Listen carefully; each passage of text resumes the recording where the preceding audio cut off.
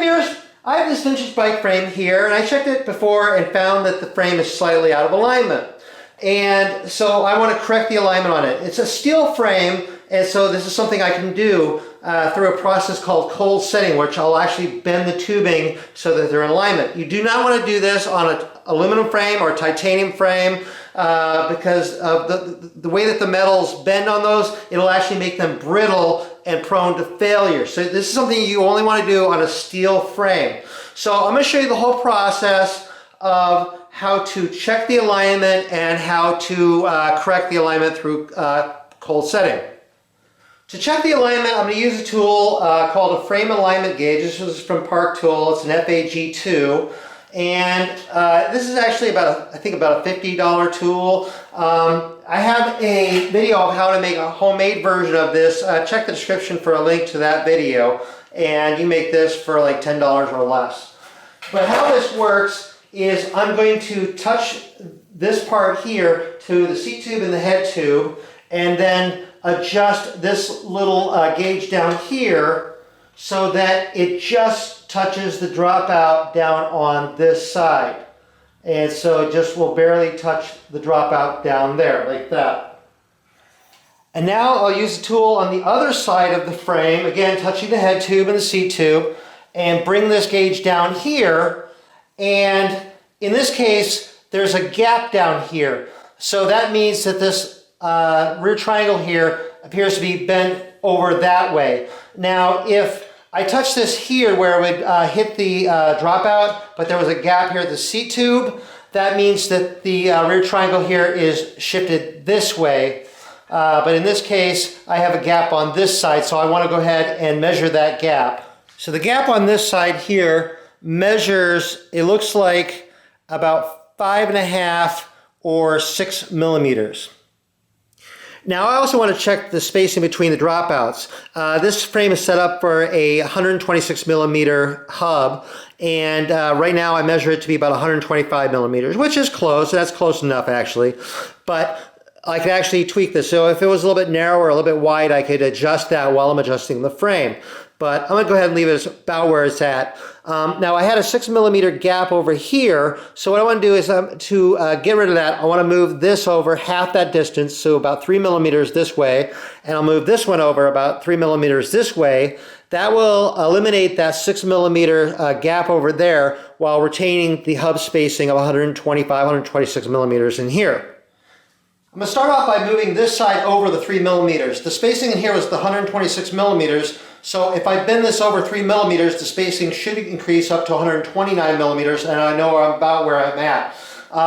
It's possible also this whole thing might kind of shift over a little bit too, so I want to kind of be a little bit careful. Now, some of these will bend easier than others. Some you'll have to come way over just to get it to come over just a little bit. You'll bend it over and it'll kind of come back. Some come over much easier. So you have to kind of take it easy, go slowly, and measure frequently so that you don't overdo it. And I have a piece of, it's like 2x3 here. And so I'm going to put this in here like this. I have a piece of cloth over there so that I don't scratch the paint. I'll put it over there to protect the chrome, but I'm mostly worried about the paint there. And so what I'm going to do is use this as a big pry bar here. And so prying against the seat tube there, I'm going to push this over here just a little bit, and kind of push this over a little bit, and then I'll measure and see how that looks.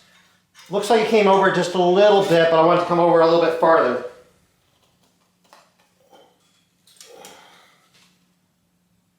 Okay, it did come over a little bit. Now it's measuring at around 128 millimeters in here. I want to take it easy, so what I'm going to do is now work on a little bit on this side and try to bring this side over a little bit and try to get that gap down, and then I'll use the frame alignment gauge again. Again, I'm going to use the seat tube to pry against and pry this over.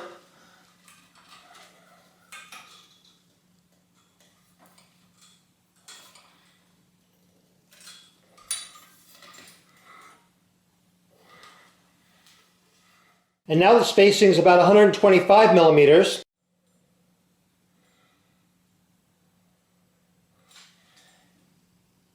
And it's it's very close. I can actually bring this one over about 1 millimeter.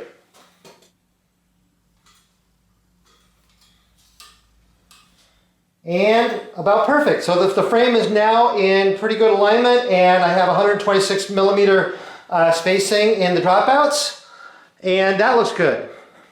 Then after adjusting the alignment on the frame, you probably want to double check the alignment of the dropouts here. So I have these Park Tool FFG tools. They're frame and fork end alignment gauges, and they fit into the dropouts. And so what I can do is I can screw these into close to each other, and what I want is the faces of these two parts to be parallel to each other, not at weird angles to each other. They're nice and parallel to each other. If they weren't, I can actually use these tools to kind of adjust the dropouts, bending them a little bit so that the faces of these are parallel and in good alignment. But they're in good alignment, so I'm going to leave them as they are. So that's how to do a simple basic adjustment of a frame alignment on a steel frame. Now I want to point out that there is no damage elsewhere on this frame. You want to check out, and if there's any bent tubes or anything like that, then that is a whole different story, and that goes beyond this video here. This is just how to do a simple alignment. Anyway, I hope you found this useful or interesting. If you did, please give my video a thumbs up. If you're not subscribed to my channel, click the big subscribe button because you're going to see new videos that come out. I'm always coming out with new videos. I'm over on Facebook, RJ the Bike Guy. Go over there, like my page. I post a lot of stuff over there. And I have a webpage, rjthebikeguy.com. Go over there, sign up for my page. I have my videos all categorized. I have some forums where you can ask repair questions. Anyway, thank you very much for watching.